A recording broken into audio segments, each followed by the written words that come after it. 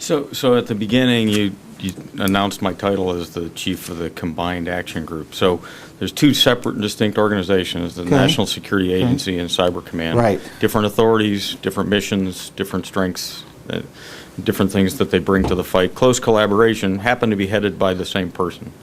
General Alexander is the director of the NSA as well as the commander of Cyber Command. And so he's got a set of 5 priorities that cut across both organizations, because as the Combined Action Group, I'm the only organization that sits both in the NSA and in Cyber Command. So General Alexander, I think, would tell you that his overall priority is to prevent what Secretary Panetta called the cyber Pearl Harbor. And to do that, he's got 5 priorities that both organizations are pursuing. So the first one is to improve situational awareness across the networks, because if you can't see the networks, you can't defend the networks. Right. The second one is to create trained and ready cyber teams. And we can talk more perhaps about workforce development and building those cyber teams.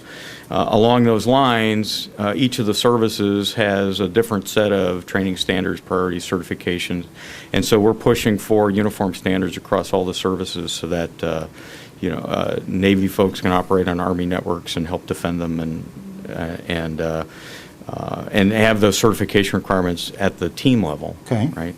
The third one is to build a more defensible architecture. It's been alluded to already that our networks weren't necessarily built with defensibility designed into them from the beginning. Right. And so there are things pursuing tactics, techniques, capabilities for active cyber defense, IT efficiencies, some of those kinds of things.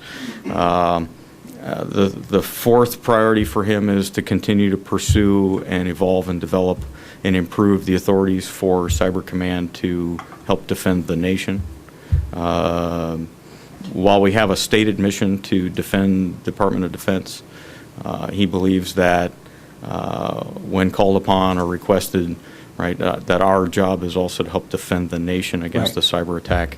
And then finally, it's to build the command and control processes and